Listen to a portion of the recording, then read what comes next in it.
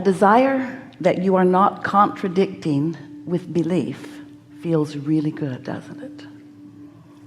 But a desire that you don't believe, a desire that you doubt, not so much fun, is it?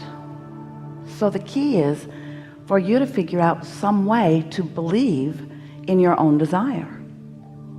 And what trips you up is that sometimes if the desire has not manifested, if it's not a desire that you are accustomed to seeing turn into actualization, manifestation, then you get used to seeing it like it is, seeing the absence of your desire or the presence of something that you do not want.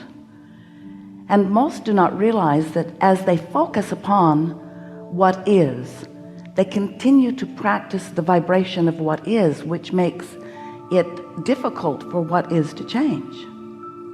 When you want something different than what is, but you hold what is steadily in your consciousness, then you continue to practice the vibration of what is, so what is continues to present itself to you in different ways, but the same vibrational essence.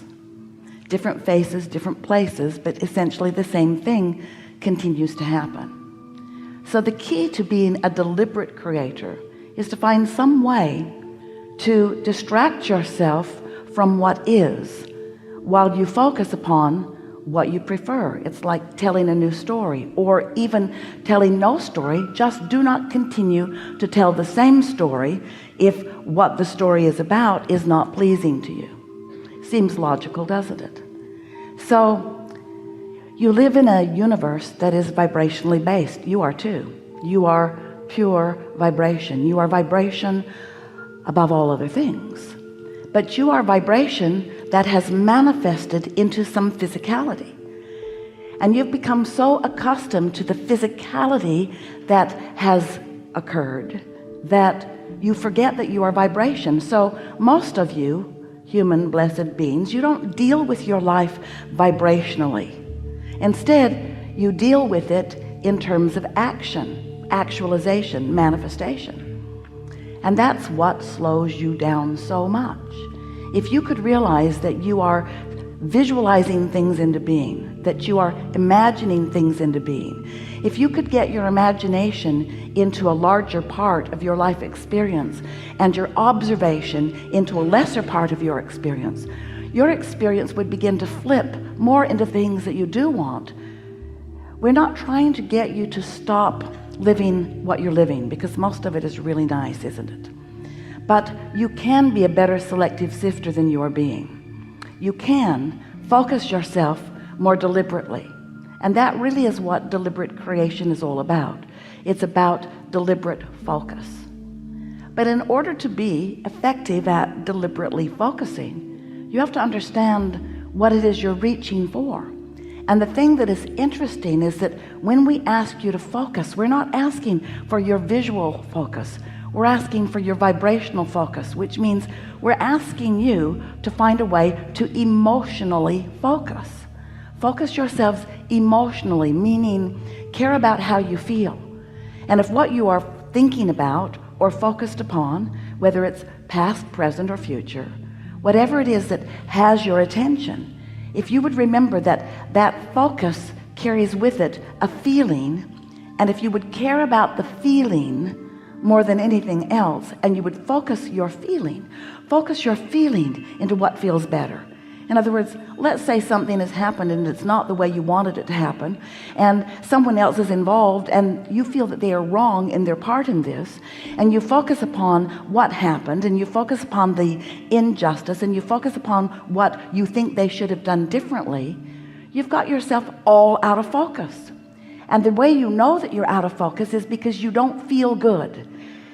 And not feeling good is your evidence that you're out of focus. Because when you are in focus, when you are flowing with the source that is you, when you're allowing that non-physical energy to flow to you and through you in the clear focus that it always flows with, you feel wonderful. In many ways, you feel wonderful because you're happy. Esther is happy. You feel wonderful because you're clear. You feel wonderful because you have clarity. You feel wonderful because you feel vitality. You feel wonderful because you are witty and wise. You feel wonderful because your timing is good. You feel wonderful because you're tuned in, tapped in, turned on. You feel elation. You feel exhilaration. You feel joy. And things around you are reflecting that alignment, that focus, that clarity, that alignment with your source. So that's what we like to talk about. For a while we've been calling this gathering the art, because it is. You practice yourself into this artful, deliberate creation. The art of allowing. Allowing what? The art of allowing me and my physical body right here, right now, to be in vibrational sync with source energy perspective of same things in the same moment. That's what true alignment is.